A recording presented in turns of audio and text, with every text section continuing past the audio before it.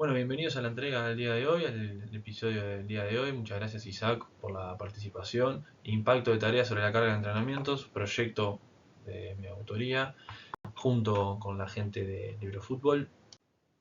Soy preparador físico uruguayo, entrenador de fútbol, máster en gestión deportiva. Esto es un poco mi experiencia a nivel de clubes. Liverpool y Miramar Misiones a nivel de formativas. Platense y Tacuarembó a nivel de primera división.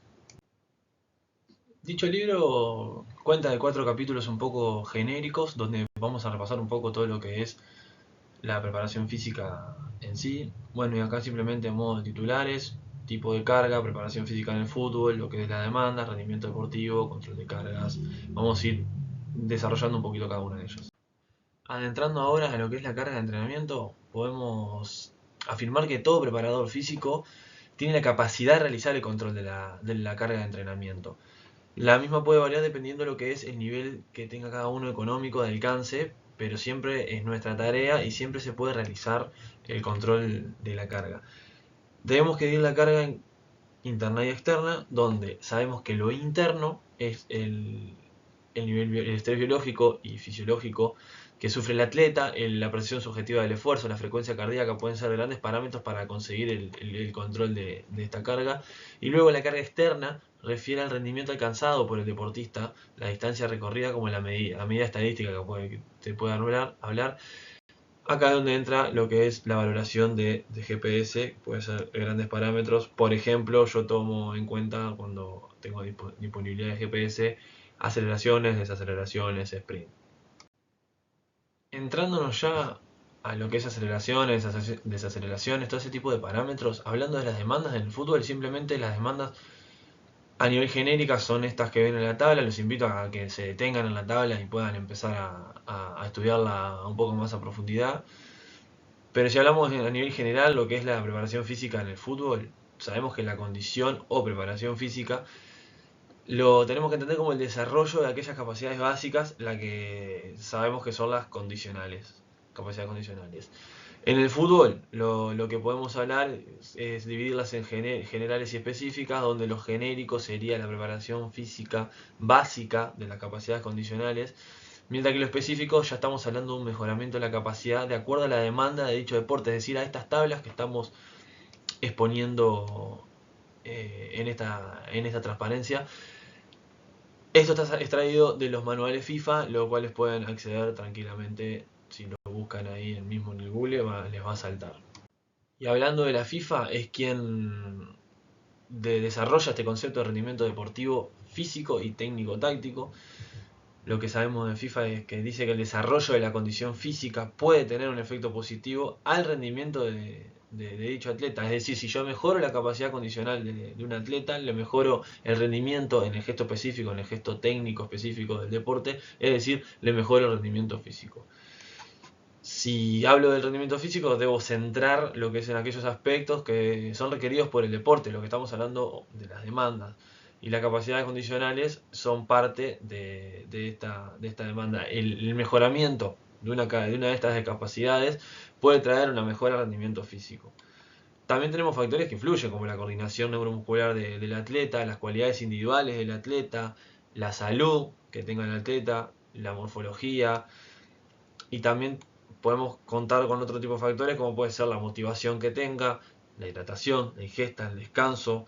Todo esto lo pueden visualizar mejor en Menega Freire 2020, pero son todos detalles que nos pueden llegar a afectar al rendimiento, tanto positivo como negativamente nos puede llegar a impactar justamente sobre el rendimiento a nivel físico. Ahora, si yo hablo de rendimiento técnico-táctico, ahí tenemos que empezar a incluir lo que es la toma de decisiones, las ejecuciones específicas que tiene el deporte. En el entrenamiento específico puede potenciar lo que es el rendimiento técnico-táctico, es decir, como dice Guardiola en una de las entrevistas, cómo entrenar la toma de decisión tomando decisiones, es decir, el trabajo de espacio reducido les mejora lo que es el rendimiento técnico-táctico según lo que expresa él.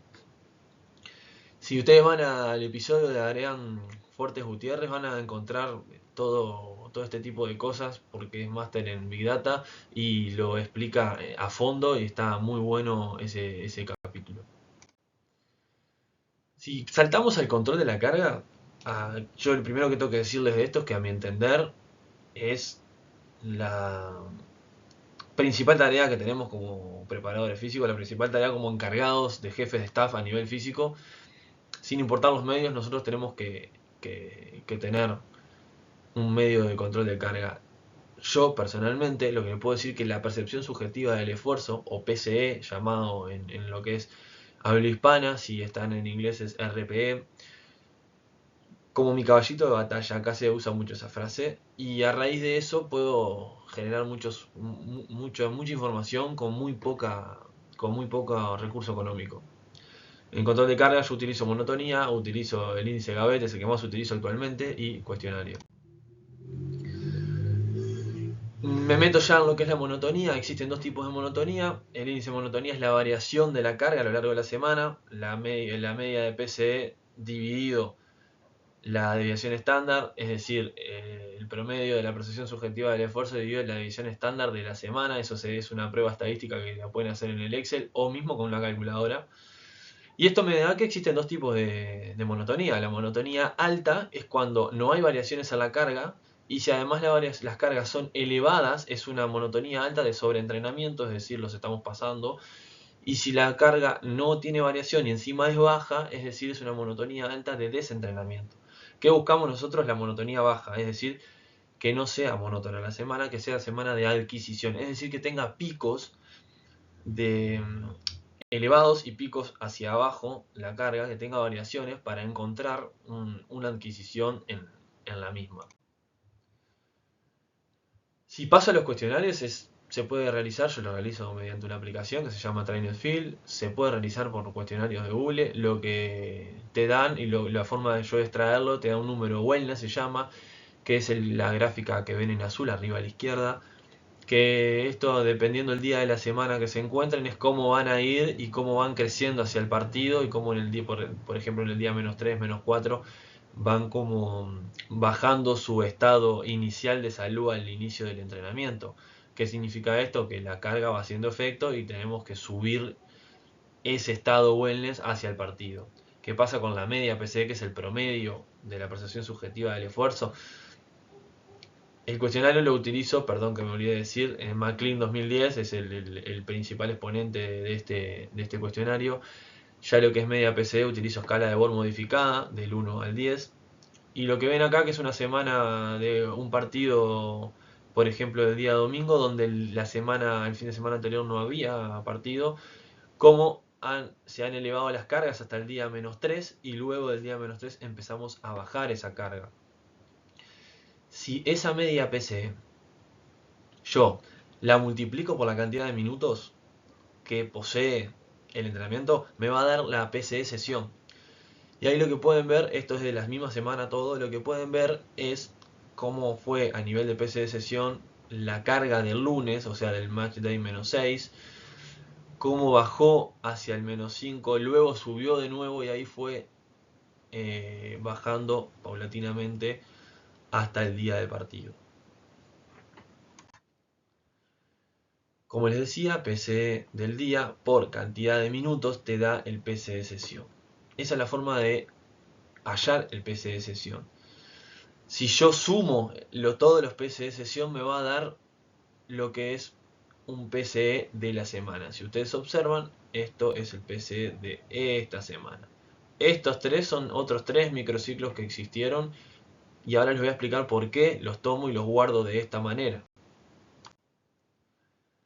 Si yo realizo esa acumulación de datos, luego me va a quedar, por ejemplo estas de otras semanas, me va a quedar lo que se llama la acumulación de cada semana de mis últimas 4 semanas de trabajo. La última semana de trabajo, es el microciclo actual, se me relaciona con la carga aguda. Y el promedio de las 4 últimas semanas me va a dar la carga crónica. Y acá es donde ingresa lo que se llama la fórmula de Gavet. ¿Qué significa la fórmula de Gavet? Lo que me permite hacer es dividir la carga aguda sobre la carga crónica. Y esto me va a dar un número. Si el número me da entre 0,7 y 1,3, es correcto. Estamos en una zona verde, en una zona que podemos ejecutar, podemos estar seguros. Yo personalmente lo trabajo en 4 semanas. Puede pasar, en la bibliografía también lo dice, entre 4 y 6 semanas, puede también, es válida, no hay ningún problema, se realiza de la misma forma, solo que el promedio va en 6 números y no en 4 números. Si me da por debajo o me da por encima, ahí tengo que prender las alertas y empezar a averiguar qué pasó. Yo esto lo hago de forma individual porque es clave hacerlo lo más individual posible. Hablando ahora de lo que es las adaptaciones, los entrenamientos tendrán un impacto, lo que es en el sistema aeróbico, y estos impactos pueden ser estructurales o metabólicos, donde ¿qué pasa? El organismo va a buscar, con menos esfuerzo, responder hasta el mismo estímulo, es decir, efectivizar. Y de ahí es lo que se llama que entra todo lo que es la adaptación. Por ejemplo, el VO2 max puede aumentar hasta un 20% en el entrenamiento orientado, ya sea colectivo o no. Esto lo pude, como experiencia personal de lo que fue mi última tesis, la tesis de maestría, comprobé que ese porcentaje de aumento ante individuos de la misma edad, porque tenía una categoría, todos habían nacido el mismo año, y las mejoras de las capacidades también fueron de forma independiente cada una a la otra. Luego entrándonos ya en lo que es las capacidades físicas, bueno, tenemos las condicionales, las coordinativas y la fase sensible. Si ustedes van al trabajo de Álvarez de Villar, van a poder encontrar lo que es la definición de las capacidades condicionales. Son aquellos elementos que el cuerpo determina el nivel de cada individuo. En este caso, estamos hablando en términos futbolísticos. Si vamos a las condicionales, sabemos que existen 4: fuerza, resistencia, velocidad y flexibilidad. Las mismas se dividen. La fuerza se divide en fuerza explosiva, fuerza resistencia, fuerza máxima. La resistencia la podemos dividir en aeróbica, anaeróbica, y dentro de anaeróbica, láctica o aláctica. La velocidad tiene una subdivisión bastante más grande, como puede ser de reacción, de acumulación, máxima de desplazamiento, máxima cíclica, máxima acíclica, rápida y gestual. Luego la flexibilidad, podemos tener dinámica y estática. Si pasamos ya a lo que son las coordinativas, tenemos que saber que las capacidades coordinativas están íntimamente relacionadas con las condicionales, las que acabo de nombrar, ya que a través de estas son las que se desarrollan, ¿verdad? En estas capacidades podemos categorizar lo que se llama genérico, especial y complejas, donde las genéricas son encargadas de la adaptación al movimiento, las especiales son las que están nombradas ahí: orientación, ritmo, diferenciación, reacción, equilibrio, mientras que las complejas ya estamos aplicando lo que es aprendizaje motor y agilidad. Y si me voy a la parte de fases sensibles, cuando hablamos de lo que es fases sensibles, hacemos referencia a los momentos en los cuales se puede llevar a cabo la potenciación de dicha capacidad. No, aunque no está determinado puntualmente, sí les voy a dejar en la siguiente diapositiva una gráfica, una tabla, disculpen, de lo que son este tipo de fases. Acá a nivel, simplemente para que puedan detener el video y empezar a hablar de lo que es la fase sensible, lo que pueden observar es que no todas las capacidades tienen una fase sensible en la misma zona, y muchas veces tanto hombre como mujer tienen alguna pequeña diferencia en las edades donde comienza su etapa de mayor participación, de mayor sensibilidad para la capacidad. Nos vamos ya a lo que es la estructura de entrenamiento. Los entrenamientos se ven estructurados de determinada manera con un objetivo de poder respetar, aprovechar al máximo todos los procesos, ya estén en fase sensible o no, de cada individuo, consiguiendo de esta manera el más óptimo rendimiento que se pueda. Las estructuras que hablamos se dividen según el tiempo que ocupen, del más grande y amplio, como puede ser un macrociclo, al más pequeño, que es el día, la sesión. El macro suele ocupar, ahí lo que es en el periodo competitivo, hay 2 macros grandes, por ejemplo, o puede ocupar exactamente toda la temporada. Luego lo sigue lo que es lo mensual, luego lo semanal, que se le conoce como microciclo, y la unidad básica de entrenamiento sería la sesión. Si vayamos ya a lo que es, y en esto hay que apoyarse mucho en las ACSM, American College of Sport Medicine, que en su trabajo 2013 habla mucho de todo esto, los que serían principios y parámetros. El entrenamiento genera una serie de adaptaciones, las mismas se ven beneficiadas con una buena gestión de este tipo de cosas, de lo que se llama principios y parámetros. Tenemos principio de especificidad, principio de sobrecarga, de progresión, valores iniciales, variabilidad interindividual, retornos decrecientes, reversibilidad. ¿A qué me refiero con todo esto? Las adaptaciones específicas de los grupos musculares implicados a un tipo de ejercicio tienen relación directa con el gesto deportivo, sería lo que se llama el principio de especificidad. Si yo hablo de sobrecarga, la resistencia que conlleva un ejercicio a cada individuo que esté entrenando con la finalidad de generar un aumento en una condición física. Cuando paso a la progresión, es el aumento gradual de dichos parámetros en todo lo que es la prescripción, siempre con la búsqueda de mejorar la condición física.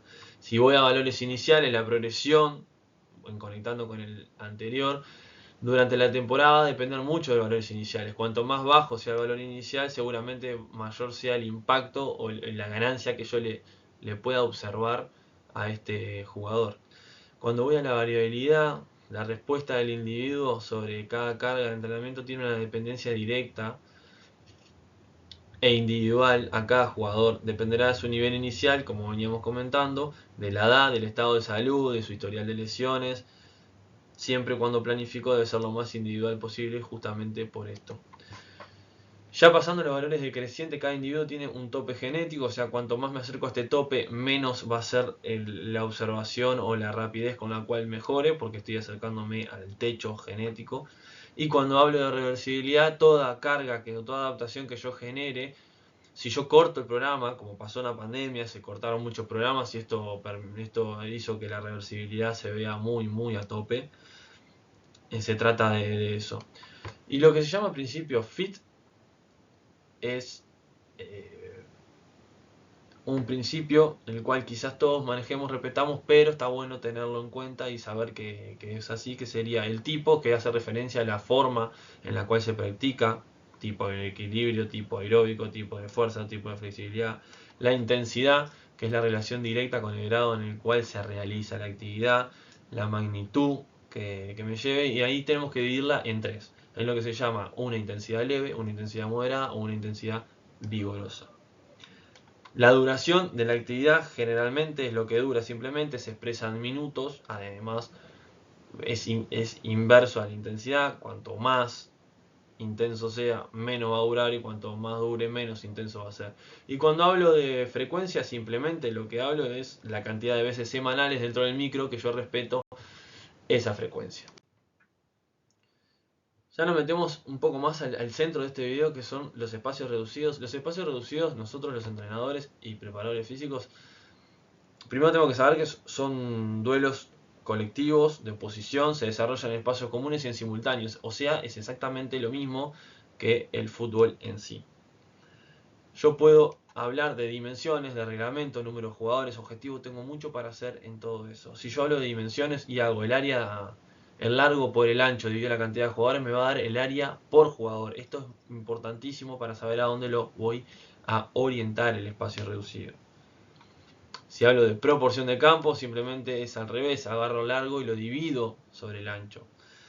El reglamento puedo modificar, que sea con arquero, que sea sin arquero, que sea con arcos chicos, porterías pequeñas se le dice. Lo que sí el reglamento, o lo que te puede influir, por ejemplo, la presencia de arquero puede bajar un poco los niveles de la carga. Y bueno, antes de empezar a meterse hacia la orientación del espacio reducido, sabemos que hay 4 tipos de espacio reducido, en los cuales yo puedo hablar de un espacio reducido de corte conceptual, donde no respetan los principios de juego. Sin embargo, podemos trabajar conceptos que generen comportamientos a nuestros futbolistas. Un ejemplo sería un 5 versus 5 con 2 porterías pequeñas bien amplias. Quizás ahí estoy trabajando un concepto de amplitud, estoy trabajando un concepto a los jugadores, pero están absolutamente en un medio que no tiene nada que ver con el escenario que se van a encontrar el día domingo en el partido. Si yo hablo de específico, ya mantiene una lógica de juego, incluso o mantener alguna de las reglas, y son ideales para empezar a inculcar los modelos de juego y generar comportamientos en mis futbolistas. Un ejemplo puede ser un 5 versus 2. Más adelante en la diapositiva va a aparecer este ejemplo de 5 versus 2, donde los dos que están apoyando están en el lado opuesto, o sea, en la fase de ataque. Si yo me voy a la parte ya contextual, son aquellos espacios reducidos que mantienen relación, tiempo de juego, las estructuras, la competencia. Esto sería ya tirando a lo que es un contextual, sería algo más un amistoso, un fútbol interno, sería lo más parecido a un espacio contextual. Y si yo hablo de conceptual en espacio específico, tengo que adoptar ciertos roles con el fin de generar el comportamiento adecuado en la mayor realidad de mi modelo de juego. Es conceptual en espacio específico. Y yo me voy ya al tipo de tarea, cuando yo voy a armar la semana, sé que voy a hacer un espacio reducido, de dónde lo voy a ubicar, todo esto lo tengo que saber. Por ejemplo, adaptado del Seirulo es, yo lo menciono de esta manera, tareas analíticas, tareas dirigidas o tareas específicas, dentro del analítico genérico y generales, dentro de lo específico especiales y competitivas. Si hablo de analítico global, son medios que refieren a aquellos trabajos donde el deportista ve totalmente aislado a donde se va a desarrollar.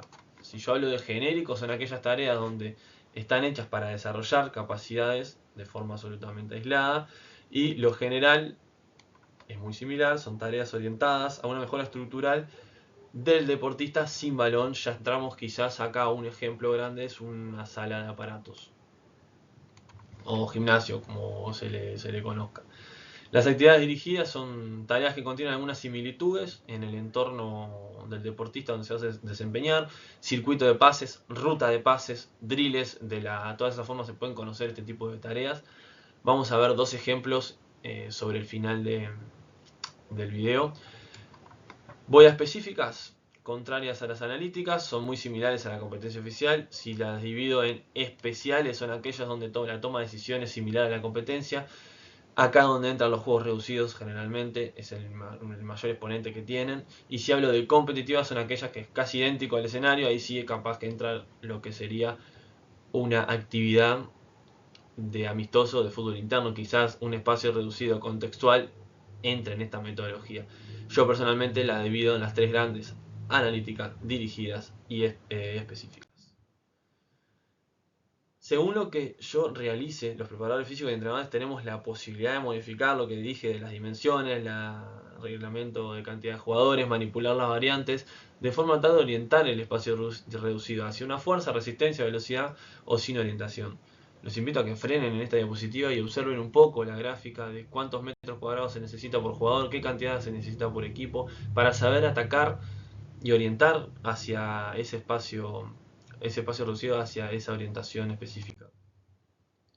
Si yo voy directo a la fuerza, es menor a 3 personas por el equipo y menor a 50 metros cuadrados. ¿Qué pasa si yo entro a la zona más pintada de un rosado o un rojo más claro?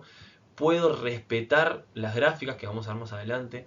El comportamiento de las gráficas va a ser igual, pero va a tener un impacto un poquito menor.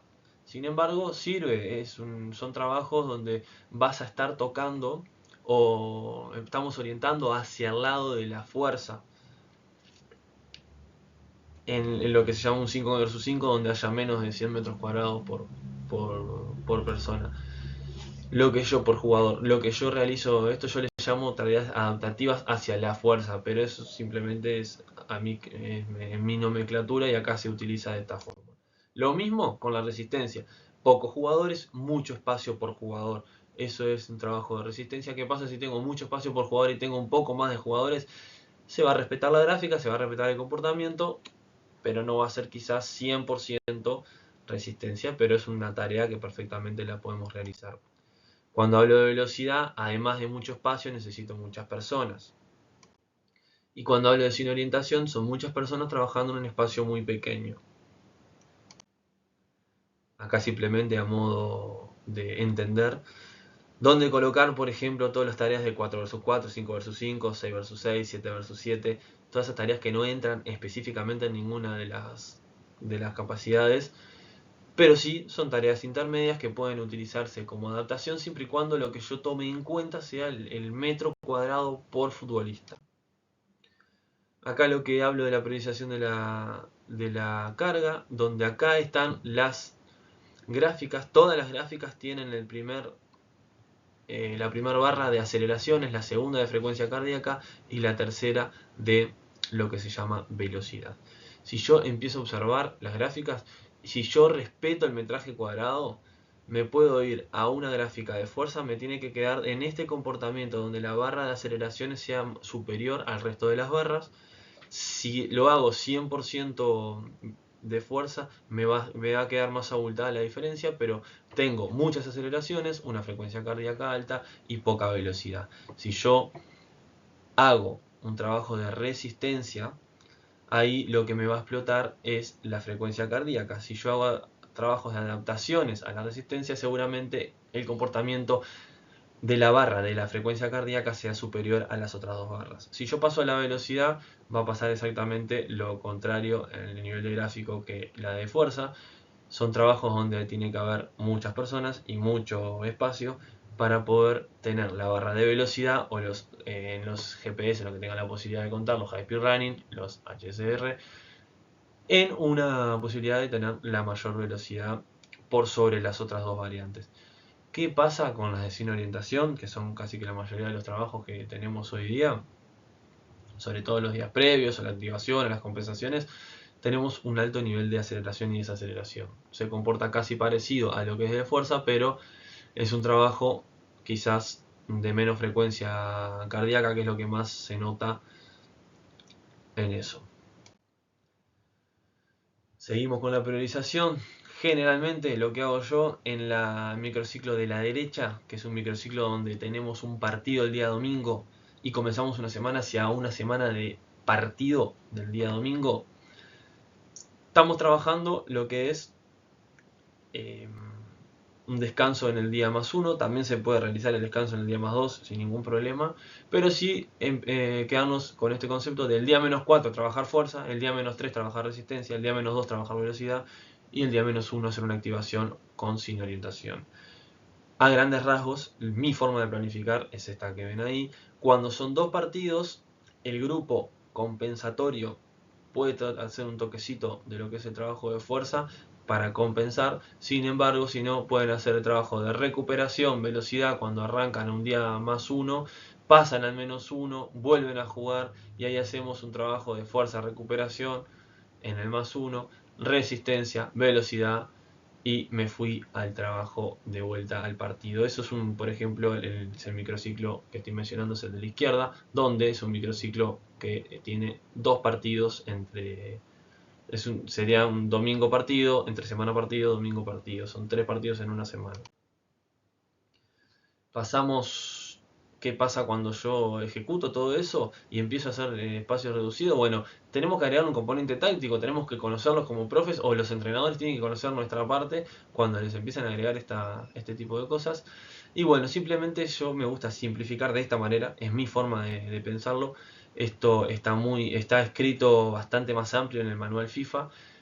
Yo lo expreso de esta manera, donde aplico 4 principios de ataque, que son amplitud, profundidad, movilidad y improvisación. Son los 4 principios grandes que yo entiendo que existen, están mencionados en el libro y explicados exactamente cada uno. Si bien ahora les muestro una serie de fotos que puedan permitir eso, de gráficos, donde sabemos que la amplitud es el ancho de la cancha, aprovechar los carriles externos, la profundidad, ahí entran los pases entre líneas, la movilidad genera todo ese tipo de pases entre líneas y la improvisación es lo que se llama acá, sobre todo en Argentina, es este concepto, el potrero.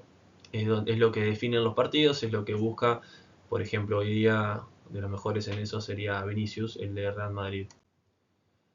Pasando a lo defensivo, lo mismo. Cualquier subprincipio que se les ocurra lo pueden colocar dentro de estos principios y los invito a debatir sobre eso, que me gustaría, me encantaría. Retardación, equilibrio y recuperación, en ese orden son los principios que aparecen en la parte defensiva. Vamos a ejemplificar un poco.